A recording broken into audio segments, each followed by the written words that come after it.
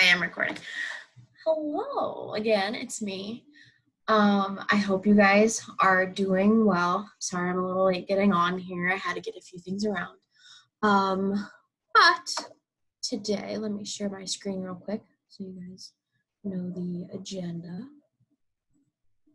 Ooh, X that out. So today, we are going to talk a little more in depth about fake news. A few other things to show you the agenda. So we're going to look at your Google form results so far. A few of you have responded. If you have not responded to that yet, though, do not watch the rest of this video. Come back to me when you do have that Google form done, and you can resume from there. But after we look at those results, I will go ahead and explain the tweet about Daniel Radcliffe having coronavirus. After that, we're going to get into fake news, learn more about what it is, what it consists of, and also how satire plays a part with fake news and what that's all about. And we'll also look at an example to kind of help you understand a little more about what satire is and how it functions in society. Then we're going to talk a little bit about urban legends. I'm really excited about this one because I like that sort of thing. And look into what an urban legend is and also look at some examples of that. I have a few of them to kind of let you guys see what all forms urban legends can take in society, which is pretty cool because it's not just like one thing, there's multiple things. And then I will let you guys in on your final assignment for the week. I decided that today, this will probably be my last post until Monday, just so that you guys enjoy your break, because tomorrow is Good Friday and also Easter Sunday, so I don't want to bother you guys too much and you guys can enjoy yourselves and your families. But anyways, a few spring break memes because I just thought it was funny. I went a little overboard, I guess. Just some like Sound of Music. How she's up on the Swiss Alps. She's like, the hills are alive. Spring break is here. You guys, I mean, it's not the most ideal spring break, but it's something at least. You guys don't get schoolwork for a few days and your due dates are next Wednesday. So that's nice, right? You can't really pack your bags because you're only allowed to go out for essentials and because coronavirus. But and I thought the spring one was kind of funny. Finally, spring break because the spring broke. And then babies are always cute. So I just decided to include that. I noticed in a lot of emails, not just from you guys, but a few students who have emailed me, they're like, isn't it spring break this weekend? So when I saw this meme, I just thought it was funny because I think that just really encapsulates how you guys feel about being on spring break, because you're like, it's spring break. And then how I feel about spring break. So technically, the university spring break was at, I think, the very first week in March. So I spent my spring break with you all, which I didn't mind at all. I really enjoyed myself. But technically, I guess this is my second spring break. So I just thought that was funny to include. Alrighty. So enough of that. Actually, I will come back to this in just a second. Let me minimize this. Alrighty. So I looked at oh my gosh, if I could talk, that'd be great. I looked at the results of your guys' Google form. And so far, there's 10 responses total. And this is between 3rd and 7th period. But most of you guys believe that the tweet about Daniel Radcliffe having the coronavirus was fake news. We have one lone soul thinking it's authentic news, which is totally fine. So I was gonna say, let's go over why you guys think it's fake first, since we have 9 people saying it's fake. So a lot of you guys are saying there's tons of people who have tons of famous people who have the coronavirus. I like this response. He would have posted or said something about it personally. And wasn't Tom Hanks the first one? I thought that was a really good point because I didn't even think about that because I'm pretty sure Tom Hanks is the first one. I might look that up just to confirm, but a lot of you guys are saying like a lot of celebrities have coronavirus because I mean they are probably one of the like most people that do travel the world, so it would be easier for them to, you know, they have that higher risk of infecting themselves.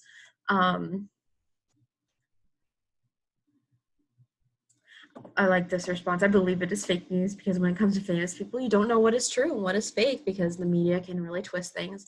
So good response there. I don't even know who that person is.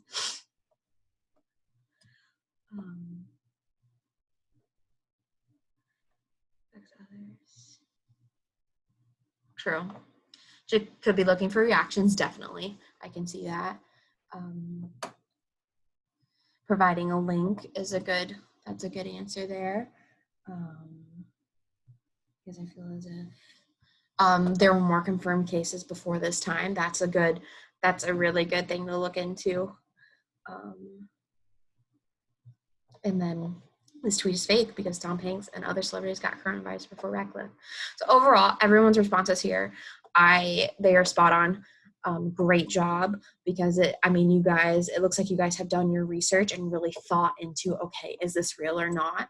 But for this lone person who thinks that this is authentic, you also did a good job here because you looked at that news source and you're like, hey, like someone in my family has used this, so you have good logic there. So you also did a good job.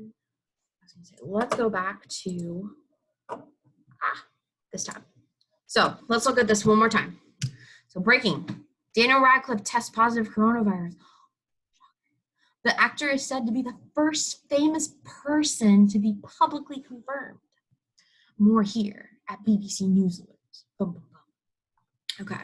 So as you guys were saying, this was posted on the 10th. Ooh, I don't want this yet.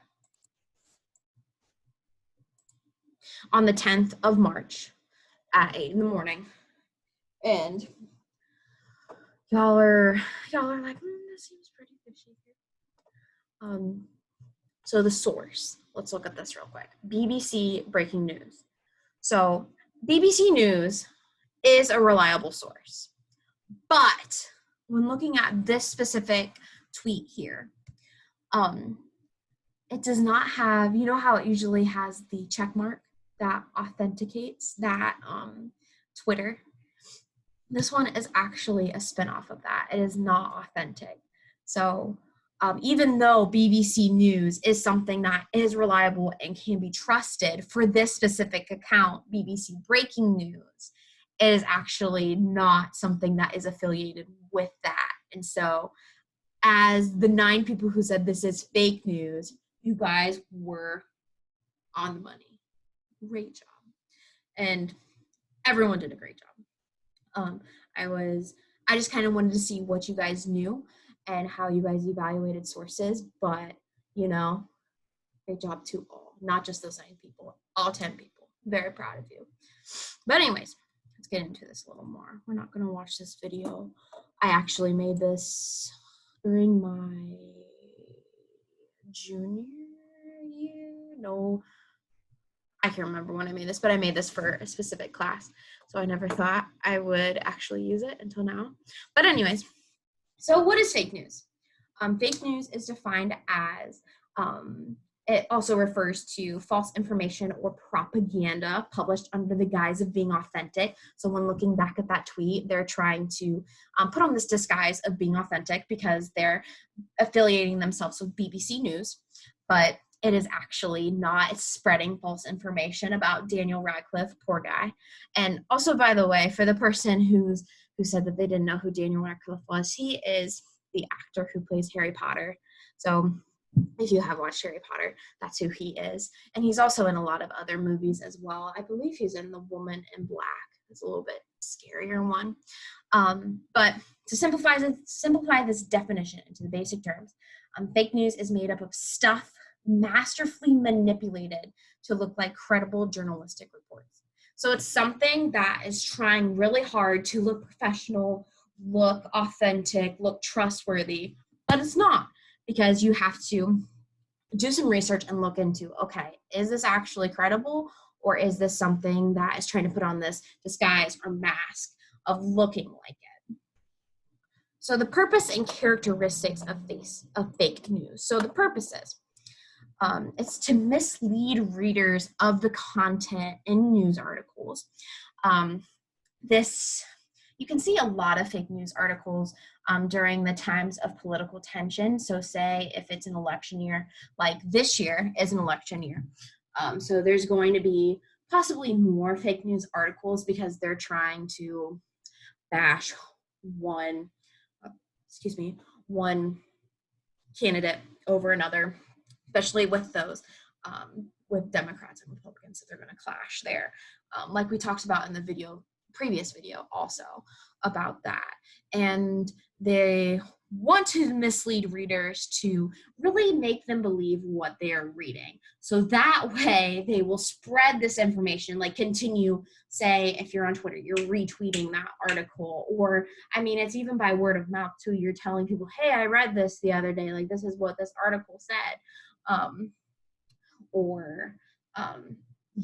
They're just trying to make you, I'm trying to think of what else I want to say with this.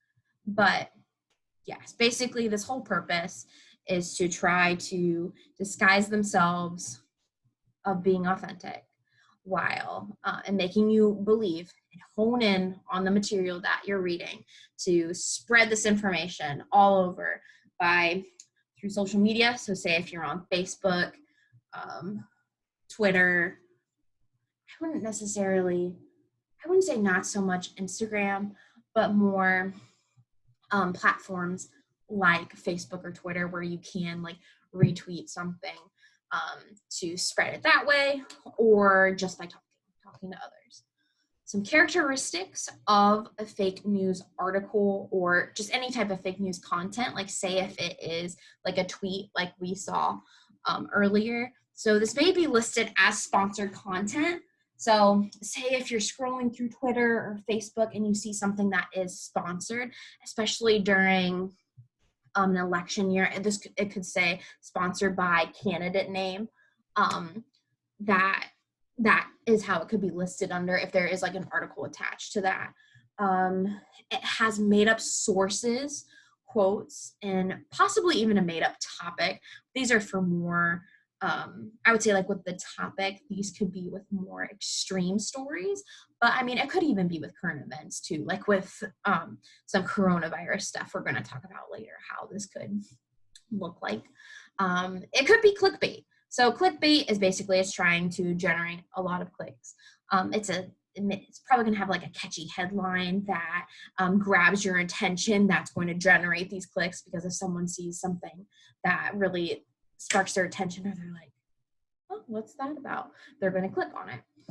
It's optimized for sharing because they want to spread that information. So they want to make it shareable. And it's also very emotional. So if you are reading a fake news article and you like find yourself getting a little more, or like you notice, you're either getting more emotional, or you notice that the article has more of an emotional appeal, it could mean that it contains some prejudices and biases with whatever topic they're talking about in that article, tweet, or even video. So some physical characteristics that you can see on an article that is considered fake news. The headline could be in all capital letters. So say if you're scrolling on Twitter and you see the headline, which is just basically the title, the very top of that article, if that's in all capital letters, that could be something that indicates to you, okay, is this a credible source or is it a fake news article? There could be a large amount of pop-up and banner ads when you click on that fake news article. And as we explore sites, I'll show you guys what these terms mean, just so you have a visual. But if it has a large amount of pop-up and banner ads, that could also spark your attention and be like, okay, let's investigate this further. Is this credible? And this is just about appearances before you even start getting into and reading that actual article. If you look at the domain of the article and it says .com.co. So for example, we could do this on this one right now. See how this says docs.google.com.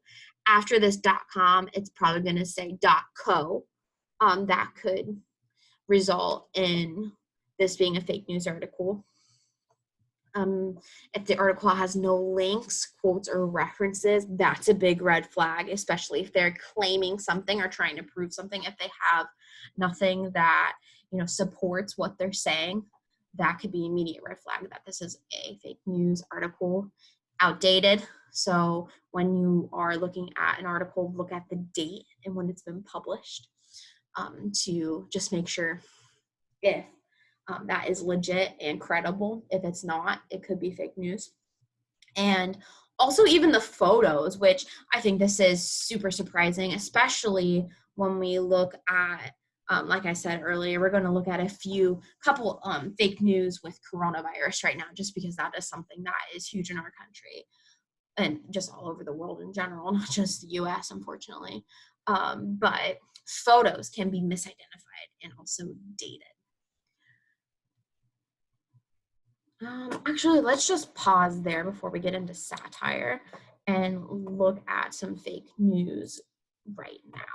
So,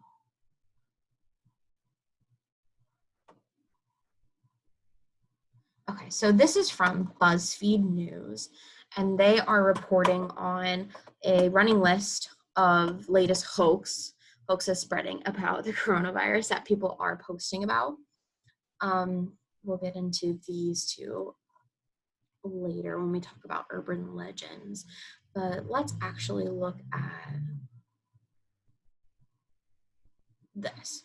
So this is actually something my dad pointed my attention to, because he was telling me about this, that if you did like a saltwater gargle and you noticed that your throat was sore, like this can stop the spread of coronavirus. So this is one of the memes that has been spread around.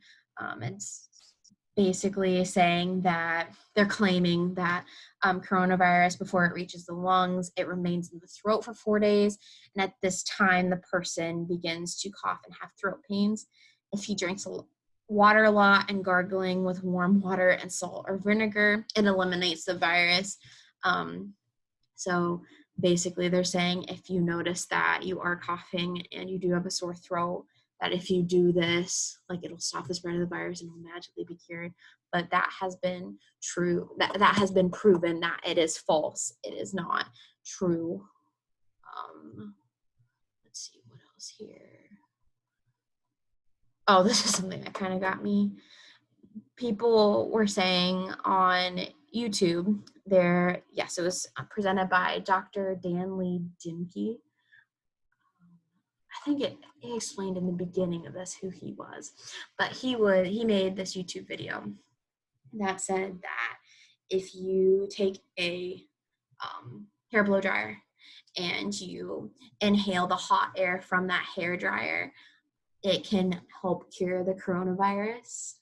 And this was proved false. And this is also very dangerous. So do not do this and do not believe this kind of stuff, because it can literally cause more harm than actually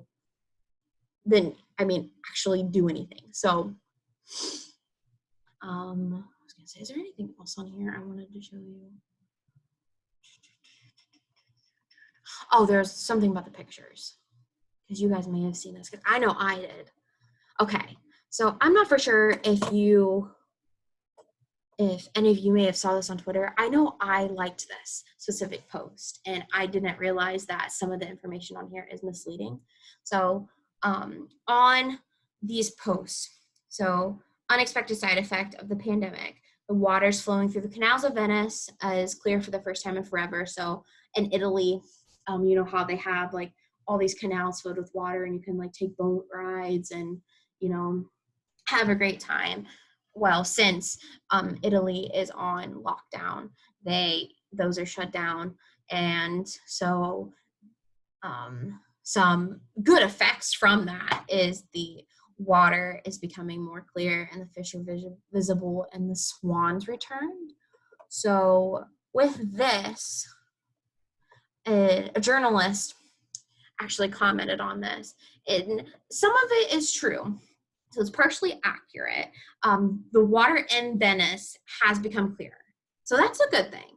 But some of the images, especially he hits on the images with the swans, are not from Venice. So let me go back here to my Google Slides presentation. When it talks about photos are misidentified and dated, that's an example of a photo being misidentified. So when you're on social media and you are looking at these types of things, and you don't really think about, you're just scrolling through and not really thinking about if everything is credible. Just take a moment and think about, okay, is everything on here legit? Because even the simplest thing with photos, you don't really think about until you like go and search sites like this, which is, it's super interesting actually. What else do I have on here? So we talked about,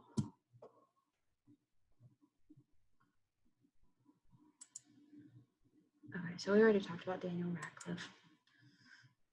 That was the actual tweet. And this was a screenshot from somebody because that Twitter account actually came down after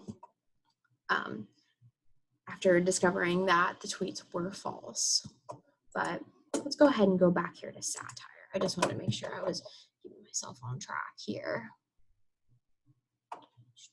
Okay, covered that. So satire and how this is linked to fake news.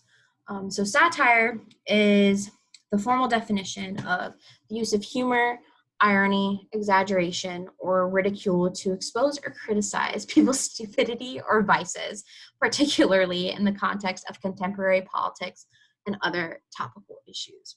So when you're thinking of satire, basically think of sarcasm and how it uses such as, say, if it's an article, they're using a very sarcastic tone over something that is actually an issue in society. So like we talked about with Of Mice and Men, it's shedding a light on the issues in society, but doing this in a sarcastic way. So it's more humorous rather than being very, I guess, a serious tone. So an example of this to help pull this together, just because satire is kind of a big concept. Okay, so I am not going to scroll through all of this, but a few examples of news outlets that use satire is The Onion. So The Onion, if you explore this on your own, which you totally can, just remember that The Onion is not a reliable news source. This is actually a news source that uses satire. So they are using a lot of sarcasm to identify issues within society. So if you read an article from The Onion, and you read it and you're like, oh, is this legit? It's not. It is not legit. But an example of this. So I'm not going to show you the whole article because some of the ads on here are not appropriate. But so a child promised he can go right back to video game after giving dying grandfather one last time. So as you can see from this, the headline gives it away. So this is, just to go back to what we talked about in the Google Slides presentation, this right here is a headline. And then the date was last year in 2019. And this is the URL here, which I figured you guys knew. But in this article, basically, it is talking about this whole family gathering around their grandfather in the hospital, and he's dying, and this little boy is over off in the corner playing video games the whole time. And his family basically has to bribe him to get off of the video game to go and hug him and say his last goodbyes. So when you think about this article is pointing out how society isn't focused on what matters, especially younger generations, which, I mean, I feel like, honestly, some younger generations do get a lot of things called out on them that they are more tech savvy. But especially in this article specifically, they're trying to point out how some people of younger generations are so obsessed with being on video games, or, I mean, say any type of technology, like it could be phones, video games, any of that stuff, and how they're so focused in on that they aren't focusing on what really matters in life. So in this specific situation, which is very extreme, which, I mean, it's super extreme, and that's how satire works. They're trying to make something so extreme that it's pointing fun at society and pointing fun at issues in society, which, I mean, is pretty humorous. And so, not so much this example. This one is not as humorous. It's a little somber, and it does make you reflect on, okay, like, what am I doing in my own life? Like, am I focused on technology rather than what really matters? But they're doing it in such an extreme way that they're trying to make you believe it, but it's also like you take a second and you're like, okay, this is absolutely ridiculous. Like, is this legit? And it's like, no. If you were looking at something like The Onion, it's not. But there is an example of what satire is. What else we got on here? So urban legends. Just a little bit of background with this. An urban legend, the official definition, is a humorous or horrific story or piece of information circulated as though true, especially one purporting to involve someone vaguely related or known to the teller. So basically what this is saying, it's either a funny story or a scary story. And we're going to look at some examples here to help put that into perspective. That is basically like fake news. It's spread around all over the world, either passed on by word of mouth, or, I mean, in our society right now, it's either passed around by email or text as well. It doesn't have to just be passed by word of mouth by you telling someone else. But basically, yeah, it's this story that is either very scary or funny. And often in these types of legends, it includes wording like, this happened to a friend of mine, or this happened to, say that usually it's like a family member too. This happened to the uncle, or I would even say like maybe child of a friend of mine. And it often includes that wording at the very beginning of something, especially if it is an email or a text message. Usually if it's an actual story, it begins like any story you read, like right off the bat.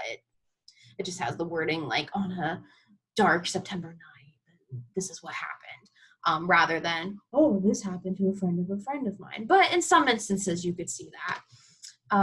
So the function of urban legends is to offer a moral lesson to the reader. So something that is going to teach you something about life and morals. It also offers a glimpse into what's currently happening in society. So this could be our current fears, or even how society is changing. And possibly for these authors of urban legends, or, I mean, whoever starts it, it's usually how society is changing for worse rather than better.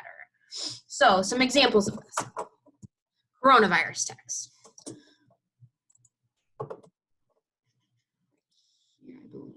So there are some text messages circling around that basically said, FYI, from a friend of a friend 2 minutes ago. So it's having that wording from a friend of a friend, trying to establish that credibility that this is true, you should believe it. A friend just alerted me that her friend who works in the emergency management team at the NYPD plans to put containment actions in place this weekend. It will look like the Metro North shutting down, limited subway service, and only emergency vehicles on the road. The recommendation is to stock up on food and water and cash because groceries and ATM machines will have limited ability to be refilled. An announcement is likely going to come today or tomorrow.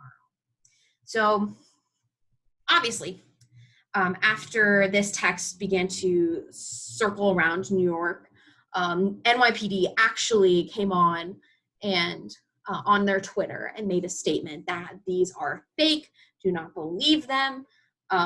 But when you're thinking about how these texts, especially this one right now, because I mean, it's something that we can relate to, circulates around society, is to induce panic, right? Because this, I mean, when after you read that, wouldn't you think that that is legit? Because you're saying that this is from a friend. So you're like, okay, like if they're friends, obviously they're close, they talk to each other. But it's actually not that at all. But they're inducing panic.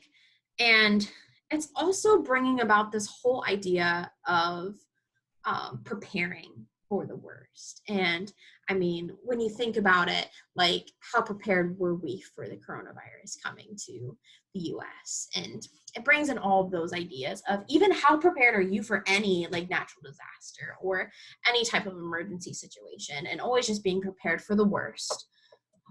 What else do we have on here? So that's one example of an urban legend. And this doesn't have to just be for the coronavirus. Sometimes on Twitter even, because I see these a lot.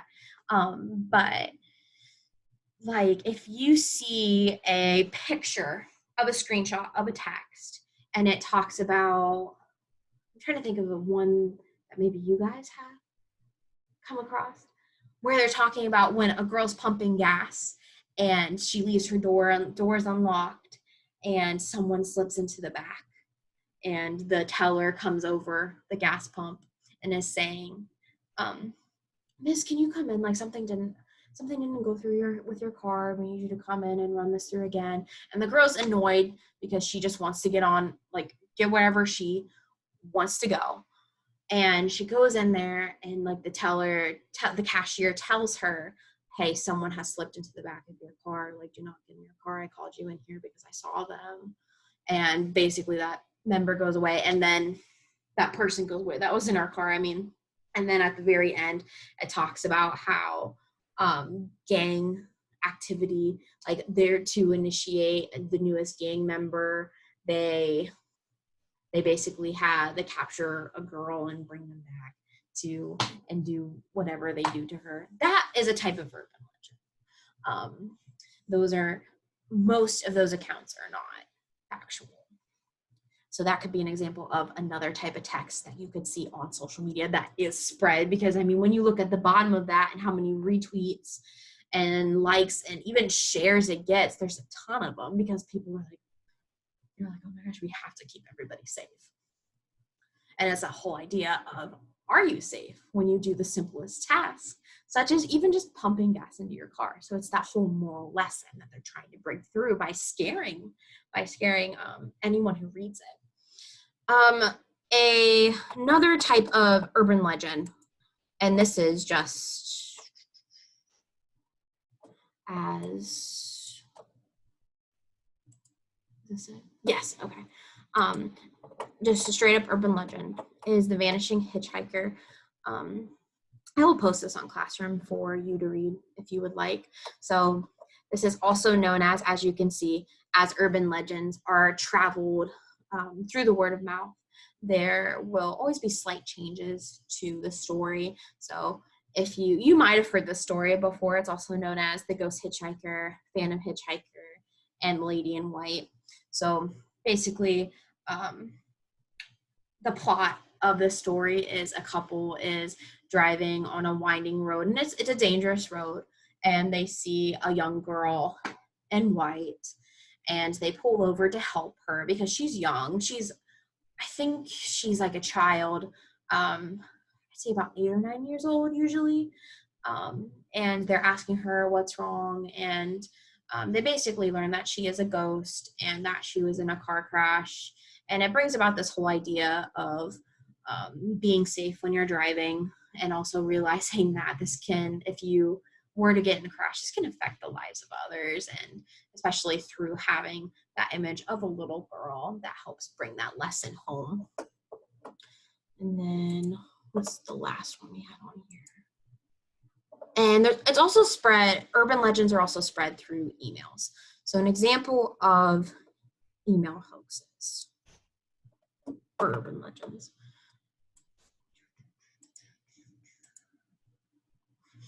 So, okay. So here are some 10 common email urban legend examples. So if you like get a various virus warning about any type of computer virus, that's an example of an urban legend. Anything that's free. So if they're saying, oh, if you click on this, you get a free gift card. No, it's an urban legend. Don't do it. It's fake. Federal tax on email or the internet. No, don't do it. They're scammers. Let's see. Forward this email. So if you like get this email in your inbox and it says that you need to forward it and keep it going, that's most likely an urban legend, because it's trying to keep that legend alive and spread that information. This one was super interesting. The Neiman Marcus cookie recipe, which honestly it's super oafy, but I think it's on this website. I can read it to you guys because I thought it's just weird.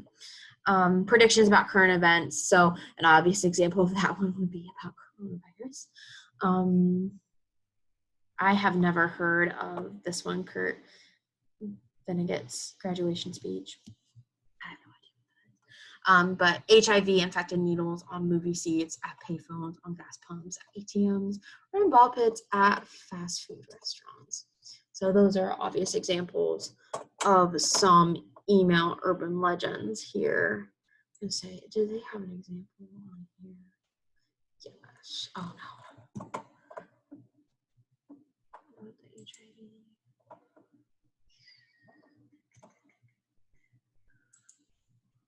Oh, here we go. Okay. So I have an example of what one of these emails would look like. So this is about that very last one, about the HIV infected needles. So this email first appeared on May 21st, 1998.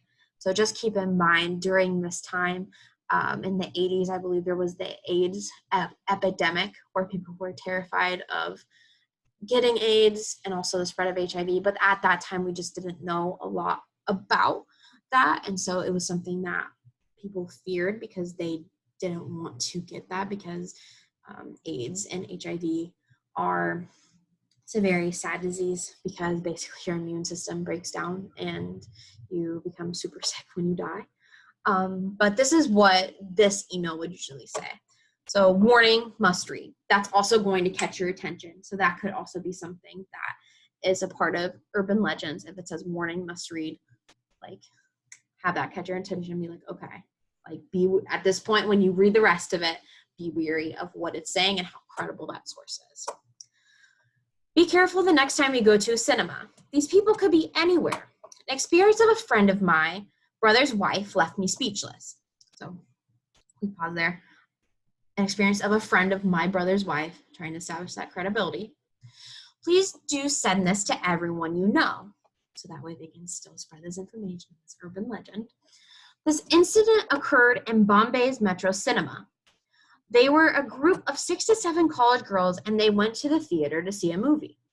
During the show, one of the girls felt a slight pinprick, but did not pay much attention to it. After some time, that place began to itch. So she scratched herself and then saw a bit of blood on her hands. She assumed that she had caused it. At the end of the show, her friend noticed a sticker on her dress and read the caption. It read, "Welcome to the world of AIDS." She tried to pass it off as a practical joke, but when she went for a blood test a couple weeks later, just to be sure, she found herself HIV positive. When she complained to the cops, they mentioned that her story was one of the many such cases they had received. It seems the operator uses a syringe to transfer a bit of his or her infected blood to the person sitting ahead of him or her. A horrible experience for the victim and also the friends and family and friends. The worst bit is that the person who does it gains nothing as the victim loses everything. So be careful. So, with this story, with this email, this urban legend email, it's conveying that fear of society at the time of HIV and AIDS because of the lack of knowledge of what we knew at that time. And they're basically trying to make people more aware of what could happen to you and being precautious at any moment to not get AIDS or HIV in this case. And also the whole idea of needles, that also induces fear, which I feel like obviously when they do use the needle part of it, it just makes it a little more scarier. So with all that in mind, I'll skip over that. We don't really need to really talk about that. So after hearing everything I've said, your final assignment for the week is you will choose to do only one of them. You do not have to do all 3 of these tasks. Only choose one and complete this for me. And I will post this on Classroom under classwork with the instructions and everything again. And I will also post this slides presentation and the one I previously did. I completely forgot to add those. I'm so sorry. But anyways, so you have 3 choices here. The first one is you will find a news article that has one type of bias and explain how this article displays that certain type of bias. So that's from the previous video. That if you want to do this, go ahead and refer to that video and also that slides presentation that I'm going to post on Classroom. And for all of these as well, I will also post the websites that can help you look to find these materials. So for this specific one, I'll give a link to Fox News, CNN News, MSNBC to help you find news articles that could contain bias. So that's your first choice. Your second choice is you could find a fake news article and explain how it is fake. So this could be in the form of an actual news article. You could do a tweet, like the Daniel Radcliffe tweet, if you find that. Just do a screenshot or just send me the link. That leads to a fake news article or site, or even a video, like the video we talked about with the doctor who's saying if you take a blow dryer and you put hot air on your face, it stops the spread of coronavirus. If you find something that is similar to that, you can totally do that and explain how it's fake. If you cannot find an actual article, a tweet, or a video, an alternative route that you can do is provide me with a recent article, video, or tweet that was identified as fake and why it's fake. And also, I think I'm going to add this too. Tell me if it's still up or not. Because if it's still up, that means that information is still spreading. But if not, it obviously isn't. So that's your second option. Find a fake news article and explain how it's fake. Or the third thing you can do is find an urban legend and explain how it functions in society. So a little more about how that second part of that question, after you find your urban legend, how it functions in society. So when you're thinking about this, consider the following. What flaw is it pointing out to society or people? So let's say for like the coronavirus text, it could be pointing out a flaw of how prepared our country was and how prepared people were to the coronavirus coming to the United States. Think about that kind of thing. Also, another thing you could think about is this urban legend trying to create an emotional response from the people who read it. So with the HIV/AIDS email, that's obviously promoting an emotional response of fear and being more on guard when you are out doing things in public. Um, Also, if you think about the gas pump story I told you about, that's also bringing about the feelings of fear and taking precautions within society. And then the third thing to think about is this urban legend trying to teach society a lesson? And what is that lesson? But other than that, let me stop the screen share here. It'll pop up. Okay, cool. Other than that, I will post this on Classroom with all those instructions. If you have any questions, feel free to email me. I will put my email on Classroom like I always do. And I hope you all have a great Easter weekend. I hope you can spend a little bit of time with family, get outside. I hope it's a beautiful weekend for you all. Just to ensure to you guys, this is not due on Sunday, April 12th. It is due Wednesday, April 15th. This will probably be my last post until Monday. What I plan on doing is Monday, Tuesday, and Wednesday, I'm just going to let you guys get caught up on all the assignments I posted this week. So those will just be catch-up days for you. And then Thursday, we will start our new little unit. But anyways, I hope you guys have a great night.